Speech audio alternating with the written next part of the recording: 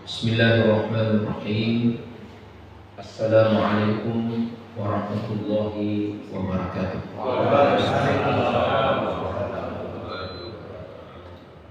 Innal hamdalillah nahmaduhu wa nasta'inuhu wa nastaghfiruh wa na'udzu billahi min shururi anfusina wa sayyiati a'malina.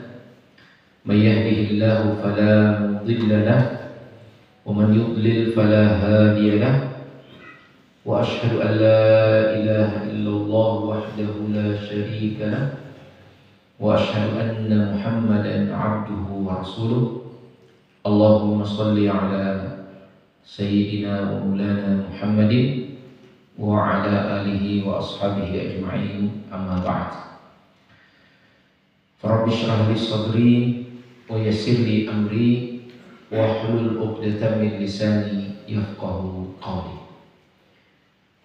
Jemaah subuh yang dirahmati oleh Allah Subhanahu wa taala, di antara sifat-sifat Allah Subhanahu wa taala yang sangat berkaitan erat dan semua sifat Allah maha tinggi, maha sempurna adalah sifat pemaafnya Allah Subhanahu wa taala. Makanya ketika Rasulullah sallallahu alaihi wasallam ditanya oleh istrinya Aisyah, apa yang paling baik aku ucapkan pada saat kalau dia mendapatkan malam Lailatul Qadar, maka Rasulullah sallallahu alaihi wasallam katakan, ucapkanlah Allahumma innaka afuwun tuhibbul afwa fa'fu anni. Ya Allah yang maha pengampun, maha pemaaf, sungguhnya engkau mencintai sifat maaf itu, maka maafkanlah. Subhanallah.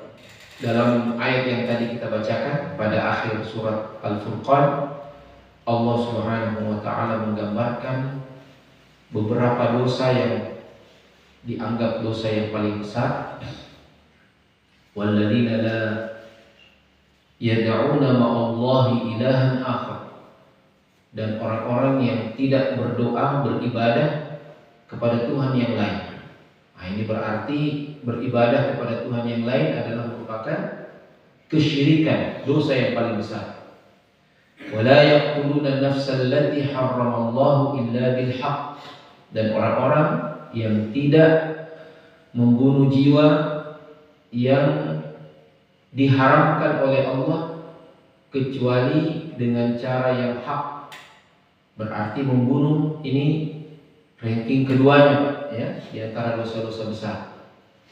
Wala yaznun, dan tidak berzina. Subhanallah. Ini adalah dosa besar berikutnya yang Allah Subhanahu wa taala sebutkan.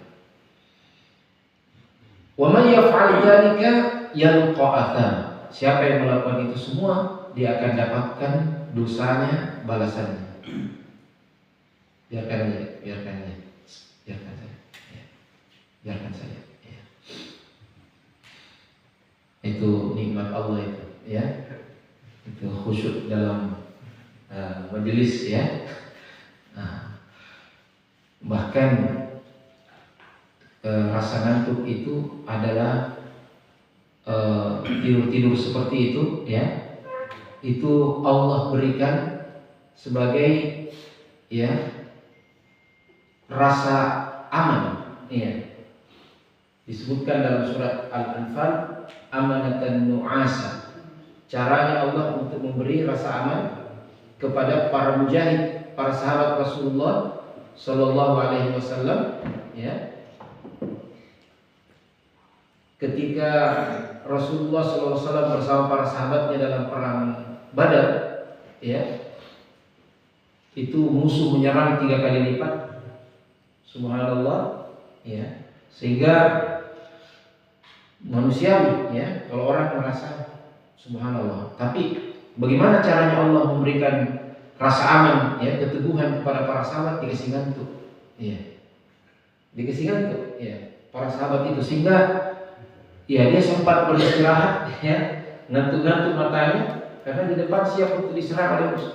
Iya. Nah, begitu. Nah, kita lanjutkan ya. Wala yaqtuluna nafsan allati harramallahu illa bil haqq wala yaznun wa man yaf'al dzalika yalqa athama. Barang siapa yang melakukan itu semua dia akan dapatkan dosanya ya. Yudha'af lahul 'adabu yaumal qiyamati, dan dia akan dilipat gandakan azabnya pada hari kiamat ya. Yudha'af lahul 'adabu yaumal qiyamati wa yakhlud fihi, dan dia akan kekal di dalamnya. Kata-kata fihi ini Pak, kalau dalam bahasa Arab ya, fihi, hi-nya itu satu harakat saja. Fihi. Ya. Tapi dalam ayat ini dua kali Pak, dua harakat maksudnya. Fihi. Ya, harus dibaca begitu. Enggak boleh fihi. Hi-nya satu harakat, enggak boleh ya. Harus dibaca dua harakat, fihi. Ya. Muhana. Ya. Dia kekal di dalamnya dengan penuh kehinaan. Iya. Nah, jamaah sekalian yang dirahmati oleh Allah Subhanahu wa taala, ini menunjukkan kata sebagian ulama ya, bahwa betul-betul masuk dalam neraka. Ya. Fihi itu artinya di dalamnya. Ini fihi artinya betul-betul masuk di dalamnya dengan penuh kehinaan. Kemudian Allah Subhanahu wa taala lanjutkan ayat berikutnya, illa man taba, kecuali orang-orang yang bertobat, wa amana, beriman, wa amila amalan shalihan, kemudian beramal dengan amalan yang saleh, fa ulaika, mereka itulah yubaddilullahu sayyi'atihim hasanat, orang-orang yang Allah gantikan perbuatan buruknya dengan kebaikan. Saya pernah jelaskan di sini kata-kata menggantikan di sini para ulama ada dua pendapat yang tidak bertentangan satu dengan yang lainnya. Yang pertama, Allah ubah ya. Maksudnya di sini Allah ubah keadaannya. Ya, dari orang yang salah menjadi orang yang saleh, ya. Dari orang pendosa menjadi orang yang berbuat baik, dari orang yang melakukan kemaksiatan menjadi orang yang taat. Keadaannya diubah di dunia ini, ya. Mana itu yang paling tepat bahasa Indonesia-nya, Pak? Ubah atau rubah, ya? Ya? Ubah ya. Nah, kalau berubah satu jenis binatang ya. Nah, mengubah ya. Kalau dulu biasa kita dengar merubah ya. Tapi perubahan ya, bukan perubahan. Perubahan ya. Nah, atau kita sudah lupakan perubahan ya. Ya. Perubahan bukan perubahan ya. Nah, terlepas dari apa maunya ya. Yang jelas Allah mengganti, yubaddil, mengganti keadaannya. Itu pendapat yang pertama. Yang kedua, pendapat yang kedua, bahwa nanti di hari akhirat, dan ini didasarkan beberapa riwayat, salah satunya dari Ibnu Abbas radhiyallahu anhu, Allah mengubah keadaannya di akhirat. Apa maksudnya? Ya, Allah mengubah catatan buruknya menjadi catatan kebaikan. Dikibatkan dengan asbab tobatnya kepada Allah Subhanahu wa taala. Ini orang yang bertobat dengan sebenar-benarnya Pak, dan mengiringi tobatnya dengan amal soleh, itu catatan keburukannya bukan sekedar dihapus, ya, tetapi dihapus dan dituliskan kebaikan di sini, catatan kebaikan. Jadi nanti di akhirat orang-orang yang bertobat dengan sebenar-benarnya ini akan terheran-heran dengan amalan yang ia tidak pernah merasa melakukannya di dunia. Kenapa ada catatan pahala hajiku? Ya, nah, tidak pernah saya rasa naik haji, ya, subhanallah. Ya. Nah, ternyata dia dapatkan pahala haji walaupun dia tidak pergi haji. Ya. Kapan saya pernah sedekah untuk Palestina 100 juta? Ya, saya cuma bisa beli rumah 1 M, ya, tapi saya tidak bisa sedekah 100 juta. Nah, begitu. Ternyata dapat di pahala karena dia bertobat. Ya. Ada kawan pernah ya ditipu beli ruko, ternyata itu sertifikat bodong ya, sudah dijual ke beberapa orang, dia sudah kasih masuk uang 300 juta ya, subhanallah, sedih sekali. Saya bilang sabar Maki, dia bilang alhamdulillah masih ada di hartaku, kalau masih bisa jak makan ya, ketipu ya ini, tapi bukan itu yang saya sedihkan. Saya bilang apa Pak? Dia bilang, kenapa dari dulu saya tidak bisa bersedekah sebanyak ini nih? Ya, saya bisa jadi tipu sebanyak ini. Ya, tetapi saya tidak bisa sedekah seperti ini. Coba dari dulu ini uangku saya sedekahkan memang nih, ya, tidak dikenal ya tipu berapa kali. Ya.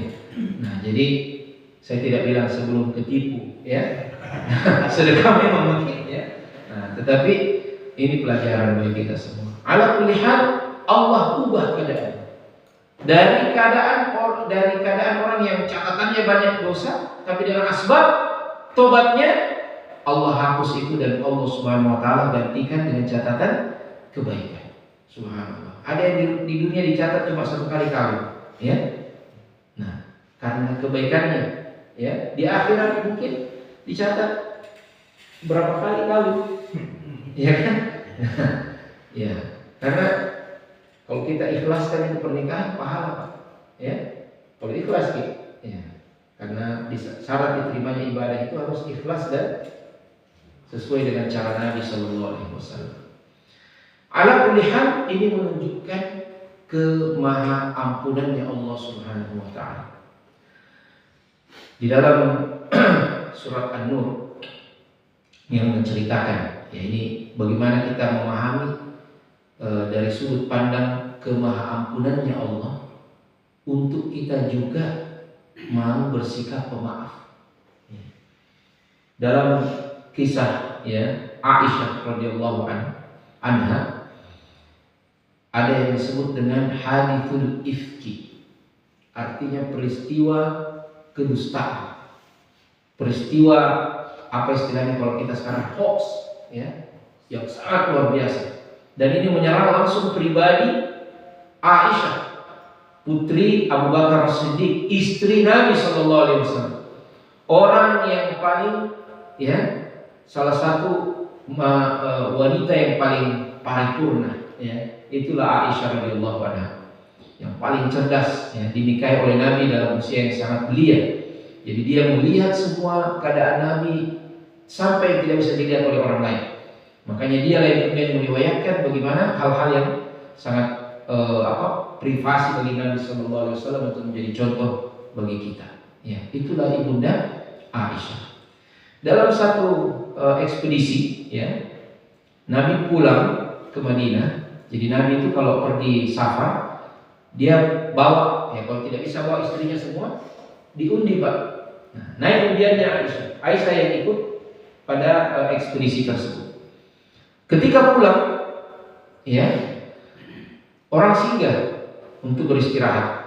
Ya, tidak ada rest area dulu, Pak, ya, tapi singgah beristirahat. Nah, Aisyah itu digotong begini, ada apa? Haudajnya, ya. Ada semacam tandu, ditandu. Subhanallah. Maka turunlah orang buang hajat, ya, melakukan kemana untuk beristirahat. Pulang, karena Aisyah itu orangnya sangat ringan, ya, ramping, ya, beliau, sehingga tidak bisa ini yang mengangkat membedakan ada orang di atas atau ada tidak, ya. Ternyata tidak ada di atas, Pak, ya. Diangkat tidak ada di atas. Tertinggal Aisyah radhiyallahu anha. Maka apa yang terjadi, jamaah sekalian yang oleh Allah Subhanahu wa taala, ya. Aisyah tinggal di situ. Nah, Rasulullah sallallahu alaihi wasallam ini orangnya sangat preventif dan jago strategi. Dalam perjalanan, beliau sudah menugaskan ada di belakang yang menjadi orang paling terakhir, ya. Beberapa jauh jaraknya ada sahabat yang ditugaskan untuk, ya, memantau keadaan. Kalau dalam militer namanya clearing team, ya, yang memantau ketika sudah operasi, dia memantau ada nggak musuh tinggal, ada bagaimana, ya, ada tentara yang macam-macam, ada barang yang tertinggal. Nah, dia lihat Aisyah. Sahabat yang ditugaskan pada saat itu namanya Sofwan ibnu Mu'attal, ya. Sofwan ibnu Mu'attal ini seorang sahabat dari kaum Ansar, ya, dari kalangan Asy'ariyin, ya. Beliau ini ditugaskan sebagai clearing team. Dia dapatkan ibunda Aisyah radhiyallahu anha. Subhanallah, ya. Akhirnya jamaah sekalian, ya, dia istirja, mengucapkan inna lillahi wa inna ilaihi raji'un, ya, karena dia bilang ini potensi membuat fitnah ini, ya. Dia bukan siapa-siapanya Aisyah, tapi dia tidak bisa tinggalkan, ya. Akhirnya dia sodorkan kendaraannya, kudanya, dan dia tidak pernah melihat sekalipun. Kemudian Aisyah naik, ya, dibawalah tunggangan itu, dituntun jalan kaki sampai ke Madinah. Ya, ketika masuk di Madinah, orang melihat, wah, Aisyah dibawa oleh seorang, ya, yang bernama Sofwan. Nah, orang-orang munafik melihat celah kesempatan. Inilah, ya, ini celah kesempatan. Jadi ada mentong, orang selalu tidak tenang kalau orang tenang. Ya, dia bikinlah isu. Isunya ini langsung menuhuk kepada Aisyah. Aisyah ada main dengan seorang laki-laki, ya, menyebar ini dan membuat berita yang inilah yang disebutkan dalam Al-Quran surat An-Nur, hadithul ifkum mubin, ya, satu kedustaan yang sangat nyata. Apa yang terjadi, jamaah sekalian, ya, yang dimuliakan Allah Subhanahu Wa Taala, Aisyah menjadi sakit, ya, sakit Aisyah.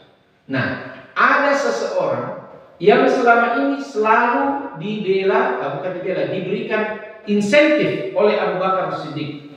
Itulah yang namanya Mistah. Dia selalu diberikan bantuan. Kerabatnya Aisyah sendiri, kerabatnya Abu Bakar Siddiq diberikan bantuan selalu. Bagaimana bayangan kita, Pak? Kalau kita susah, ya, dengan orang yang selalu kita bantu selama ini, ya, dia tentunya berpihak ke kita. Ini bagian daripada wafa, bagian daripada kesetiaan, ya. Nah, subhanallah. Tapi apa yang terjadi? Mistah ini alih-alih menjadi orang yang membela Aisyah, ya, menutupi pergerakan fitnah yang demikian lancar oleh orang-orang munafik, justru dia ikut-ikut juga menyebarkan berita itu. Ya. Marahlah Abu Bakar, ya. Maka Abu Bakar menghentikan bantuannya. Nah, turun kemudian singkat cerita ayat-ayat Al-Quran membersihkan namanya Aisyah, ya. Sampai datanglah Nabi, diriwayatkan menjemput Aisyah di rumahnya Abu Bakar, ya. Nah, Aisyah itu dia bilang kalau dia marah pada Rasulullah, dia bersumpah itu dengan Tuhan Ibrahim, ya. Demi Rob Ibrahim, ya, gitu. Dia tidak mau sebut namanya Rasulullah. Ya.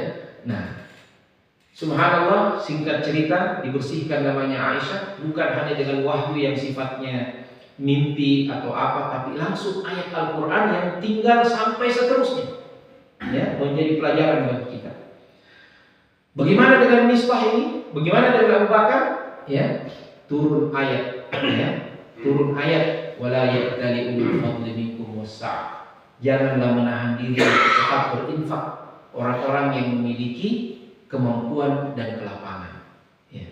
Artinya Abu Bakar, ya, kembali berikan, bukan sekedar maafkan, kembali bantu orang itu. Itu adalah arahan Allah Subhanahu Wa Taala. Ujungnya ayat itu yang luar biasa, Pak, ya. Semua ayat Allah luar biasa dari pertama sampai ujungnya, ya. Tapi saya sangat terkesan dengan firman Allah Subhanahu Wa Taala, fa'fu wasfahu ala tuhibbuna ayyaghfirallahu lakum. Maafkan dan lapangkan, ya, tidak maukah kau juga kalau Allah memaafkan?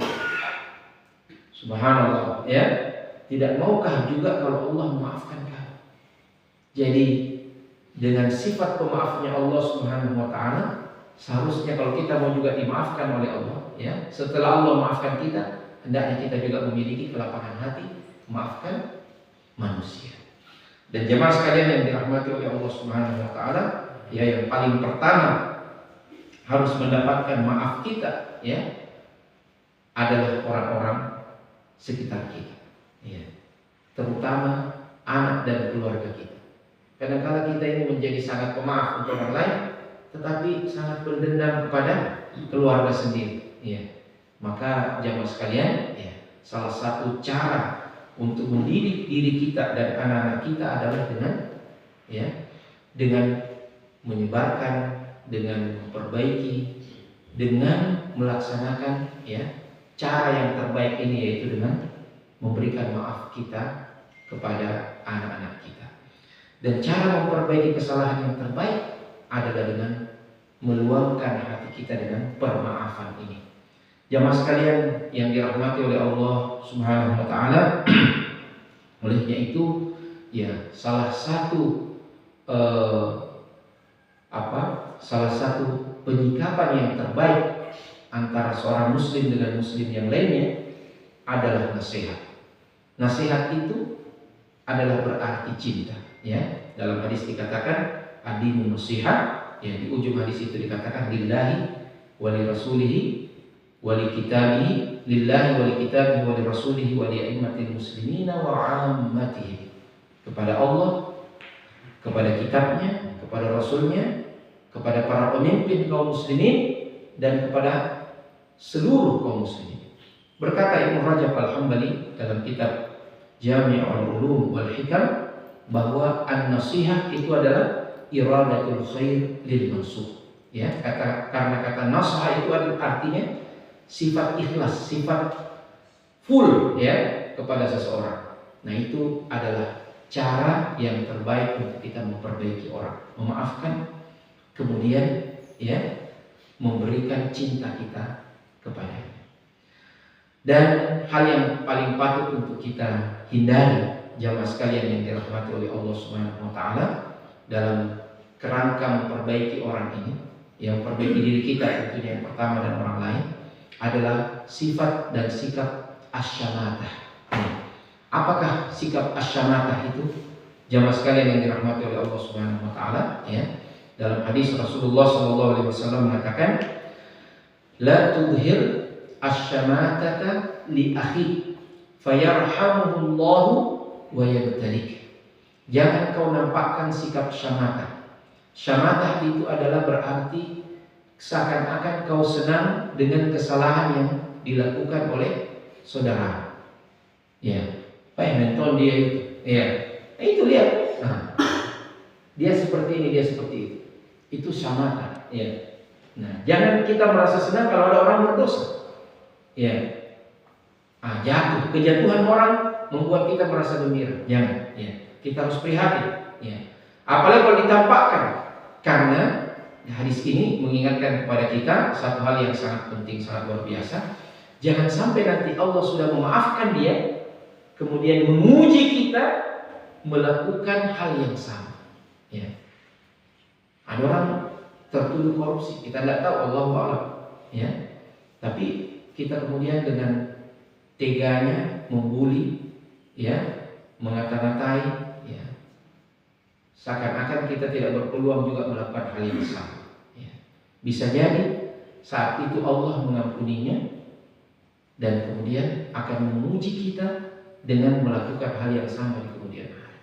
Ini yang harus kita waspadai, ya, jemaah sekalian yang dirahmati oleh Allah Subhanahu wa taala. Saya kira ini saja yang dapat kami sampaikan, ya. Semoga Allah Subhanahu wa taala memberikan taufiknya kepada kita semua. Ya. Sebagaimana biasa, kalau ada yang ingin ditanyakan, boleh tafadhal, syukuran wa majura. Silakan. Ya, silakan Pak. Ya. Ya, assalamualaikum warahmatullahi wabarakatuh. Waalaikumsalam. Makasih Pak Ustaz. Tadi membuka tadi ada tiga dosa besar yang disampaikan Pak Ustaz terkait menyekutukan Allah atau menyembah selain Allah. Ya. Nah, fenomenanya sekarang ini di bulan Desember ini Natal, kita pun akan ikut bingung. Ada sebagian ulama atau ustaz kita itu melarang misalnya terkasih. Ada juga yang ya boleh saja sepanjang itu tidak mengakui Tuhan itu lahir pada tanggal 25 ya. Ya. Itu satu. Kedua, terkait Aisyah tadi, saya dengar di apologet Islam kesulitan menjawab tuduhan bahwa Rasulullah itu mengawini anak kecil itu. Iya. Itu problema apologet kita. Tapi ada satu apologet kita itu menjawabnya, saya tidak tahu apakah ada alasan historisnya atau tidak, bahwa Aisyah itu pada zaman perang Badar itu dia sudah ikut, tapi belum kawin. Nah, syarat perang Badar itu beliau itu adalah berumur 15 tahun. Berarti kan terbantahkan bahwa dia itu dikawini di bawah 10 tahun. Sehingga argumen ini merga suasana yang saya lihat bertebaran di YouTube itu dan agak logis, tapi saya tidak tahu apakah ada argumen historisnya yang konkret. Terima kasih Pak Ustaz. Iya.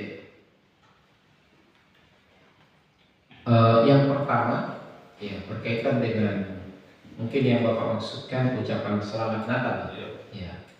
Jadi yang pertama, apakah benar Natal itu tanggal 25 Desember? Ya. Nah, ini mukadimahnya dulu. Ya.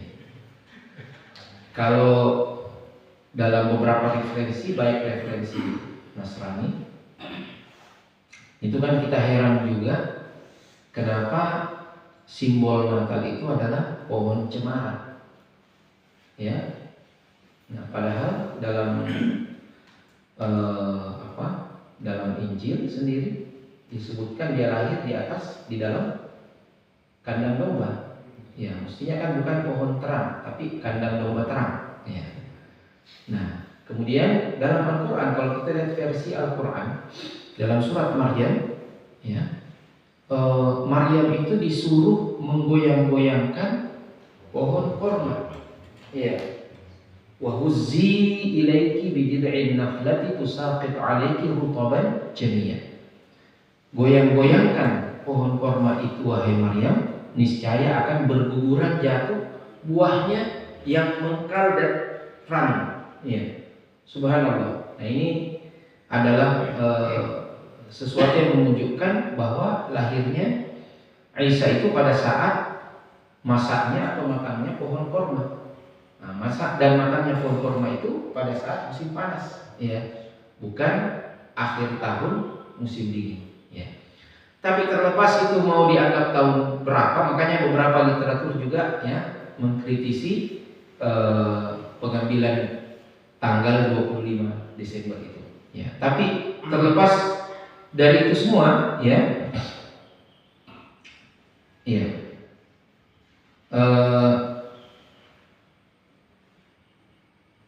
Kita sebagai kaum muslimin, ya, seharusnya menjaga diri paling tidak. Ya. Tidak ada bekal kita yang paling utama, ya, selain daripada akidah kita, ya. Makanya kita harus yakin, Pak. Nah, kenapa muncul yang seperti ini?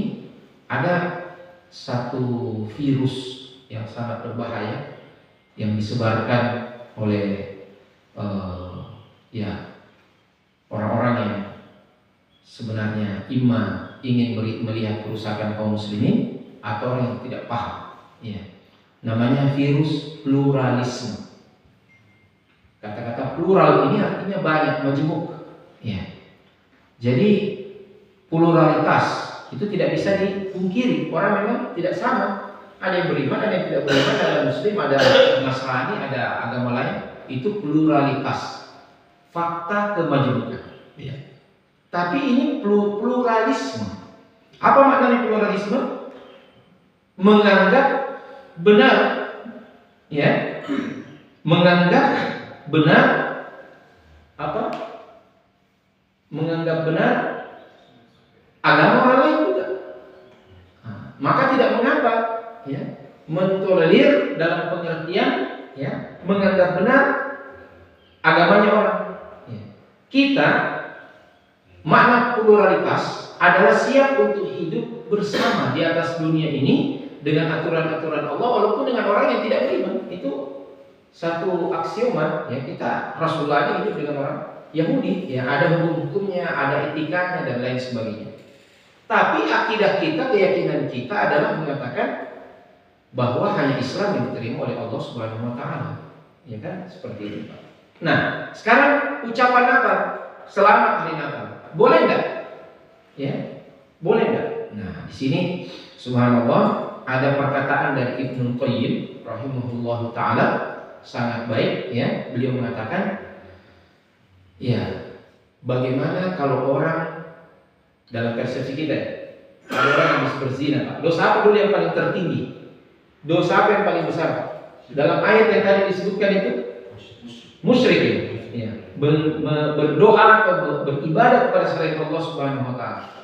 Nah, kalau ada orang yang itu tadi habis membunuh, wajar nggak kalau kita kasih selamat?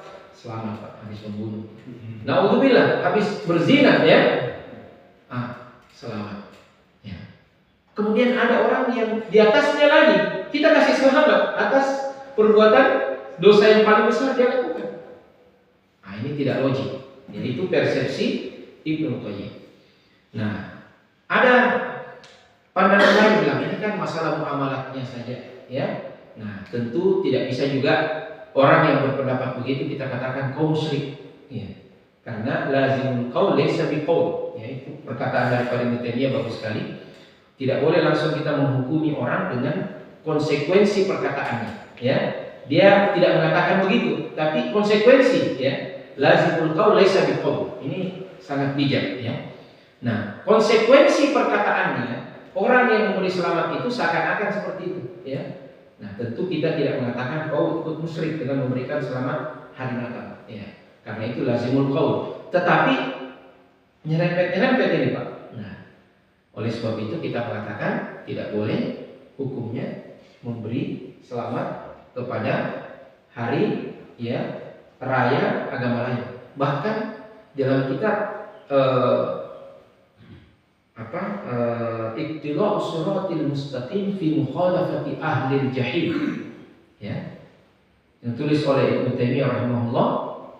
Di situ disebutkan tentang satu riwayat di mana Umar ibn Khattab itu jangankan memberi selamat, melarang menonton perayaan hari raya agama lain. Menonton saja, ya. Mohon maaf, ada tariannya, ada nyanyinya, ada pertunjukan seninya yang berkaitan dengan itu. Umar melarang. Pada saat itu umat Islam sudah menguasai Persia. Orang Persia ini adalah orang Majusi asalnya, ya, Majus. Nah, subhanallah, ya. Orang Majusi ini ada satu hari rayanya, namanya hari raya apa? Nairus. Ketika dia mereka merayakan itu, nah sebagian kaum muslimin namanya orang mau tahu, Pak, ya, pergi nonton. Umar melarang. Apa dalilnya Umar? Itu tadi, ya, dalam surat Al-Furqan lanjutannya ayat kita tidak sempat baca tadi. Walladzina la yashhaduna zur, yaitu orang-orang yang tidak menyaksikan kedustaan. Nah, artinya apa kedustaan ini? Ada yang mengatakan ada Tuhan selain Allah, itu dusta yang paling dusta kata Umar bin Khattab. Makanya jangan kau lihat ini. Ya. Nah, jadi sedemikian preventifnya, ya, para salafus soleh, ya, orang-orang terdahulu dari kalangan para sahabat, ya, dan para tabi'in atau tabi'in, para ulama untuk melindungi akidah ini jangan sampai melenceng. Ya. Saya kira begitu, Pak. Ya. Adapun Aisyah, wallahu ta'ala a'lam, ya, Rasulullah SAW menikahi, yang saya ketahui, memang menikahi beliau pada saat usia masih sangat muda, ya, yaitu kurang lebih umur 9 tahun. Ya. Kemudian wabana alaiha, ya, dan kemudian nanti bercampur ketika beberapa tahun kemudian. Nah, jadi benar bahwa Rasulullah SAW sudah menikahinya, tapi nanti bercampur pada saat usia Aisyah, ya, sudah lebih daripada usia tersebut. Wallahu ta'ala a'lam. Nah, olehnya itu dalam Islam ada satu pasal dalam fikih, tazwijus sighar. Bolehkah orang menikahkan anak yang masih kecil? Ya. Jumhur ulama mengatakan boleh menikahkan. Sudah boleh menikahkan walaupun belum balik, ya. Sudah boleh dinikahkan anak itu, baik laki-laki ataupun perempuan. Iya. Nah, tapi dalam perkembangan masyarakat kemudian dengan yang mungkin kualitasnya manusia dulu juga dengan sekarang berbeda, ya. Nah, sehingga ada tindakan preventif batasan umur tertentu, ya. Nah, sehingga dengan kemaslahatan dalam masyarakat yang dilihat, ya. Dan ya, sebagai bagian daripada khazanah fikih Islam kita bisa memahami itu. Kemudian setiap zaman itu, Pak, perspektifnya orang bisa berbeda. Iya. Bukan masalah dulu kalau anak kecil dikasih menikah. Iya. Makanya jangan pakai perspektif zaman sekarang, ya. untuk kondisi zaman yang lalu, kan seperti itu ya. Nah, jadi mungkin dari sisi fisiknya ya. Sekarang kalau anak-anak ya umur sekian ya mungkin berbeda dengan zaman dahulu ya. Subhanallah ya. Begitu Pak, wallahu a'lam bishawab. Silakan. Ya. Waalaikumsalam. Terima kasih Pak Ustaz tadi menjelaskan mengenai bahwa Allah selalu memaafkan. Iya. Yang banyak. Yang saya ingin tanyakan Pak Ustaz, terkadang ada bahasa saya dengar itu tiada maaf bagi teman. Oh Iya. iya. Iya. Iya. Ada juga tiada maaf lagi bapak. Jadi mungkin Pak Ustaz bisa memberikan pencerahan kepada kami, kira-kira kami bagaimana bisa supaya ikhlas memaafkan segala kesalahan orang lain sampai akhir sama. Iya. Jadi seperti yang tadi kami sampaikan Pak, bahwa kalau kita mau Allah memaafkan kita, ya, maka hendaknya kita juga membuka pintu maaf kepada sesama manusia. Saya kira itu quote-nya itu Pak. Ala tuhibbuna an yaghfirallahu lakum. Dan didahului fa'fu wasfahu. Kalau dalam bahasa Inggris ada ungkapan forgive but not forget. Saya maafkan tapi saya tidak lupakan. Nah, kalau bahasa Al-Quran ya, fa'fu wasfahu, maafkan dan lapangkan. Apakah makna lapangkan itu kita melupakan? Belum tentu ya. Tetapi hati kita sudah lapang untuk menerima keadaan itu ya. Nah itu Pak yang subhanallah ya. Kita lihat ini peristiwa Suriah ya. Saya menjadi sangat takjub itu, Masya Allah, revolusi ya dengan pemaafan yang luar biasa.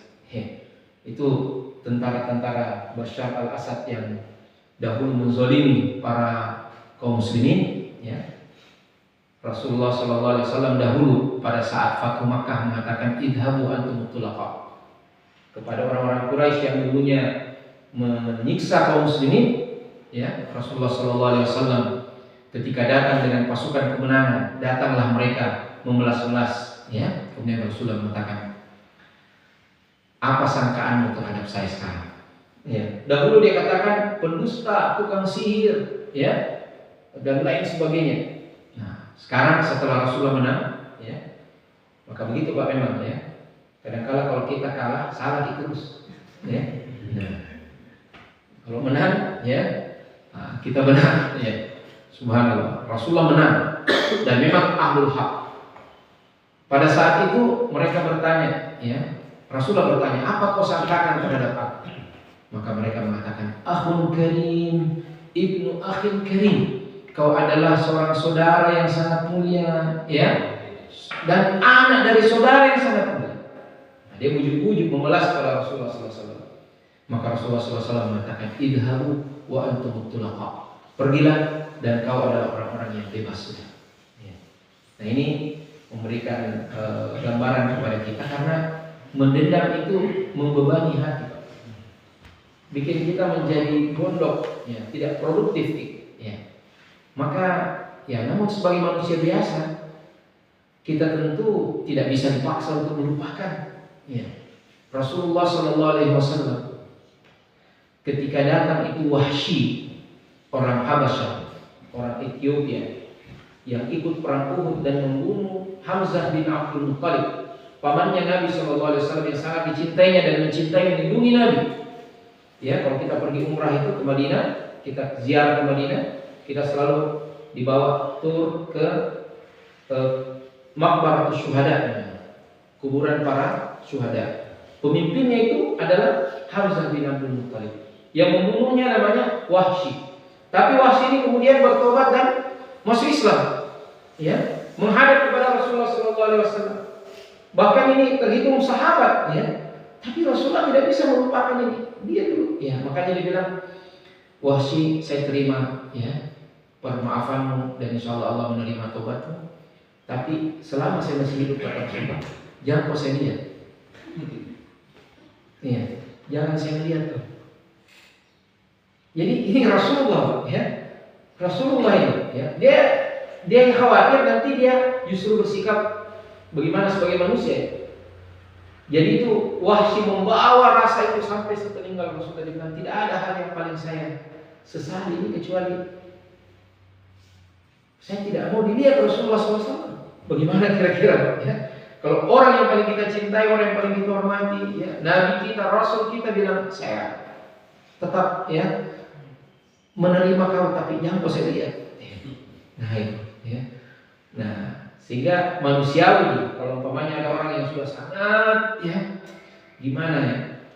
Kita bilang, ya, saya tetap maafkan kok, ya. Ya mudah-mudahan Allah maafkan kita semua, tapi mohon maaf kok, ya. Jangan ketemu-ketemu dulu. Nah, manusiawi gitu, ya. Nah, mudah-mudahan Allah menguatkan hati kita. Jadi Islam ini betul-betul pertengahan, Pak, ya. Tidak memaksakan sesuatu yang di luar kemampuan kita, tetapi selalu mengajak kita kepada sesuatu yang lebih baik, ya. Saya kira demikian. Wallahu a'lam bishawab. Kalau tidak ada lagi, ya, saya kira kita cukupkan. Ternyata didominasi oleh sayap kiri, ya. Pertanyaan, ya. Terima kasih banyak, ya, atas atensi bapak-bapak. Semoga Allah Subhanahu Wa Taala mengampuni kita semua, maafkan kita semua, dan semoga kita menjadi pribadi-pribadi yang pemaaf, ya. Agar Allah Subhanahu Wa Taala menjadikan maaf kita kepada sama manusia sebagai asbab Allah Subhanahu Wa Taala maafkan dan mengampuni kita. Hadanallahu wa iyyakum ajma'in. Subhanakallahumma wa bihamdika asyhadu an la ilaha illa anta astaghfiruka wa atubu ilaik. Wassalamualaikum warahmatullahi wabarakatuh.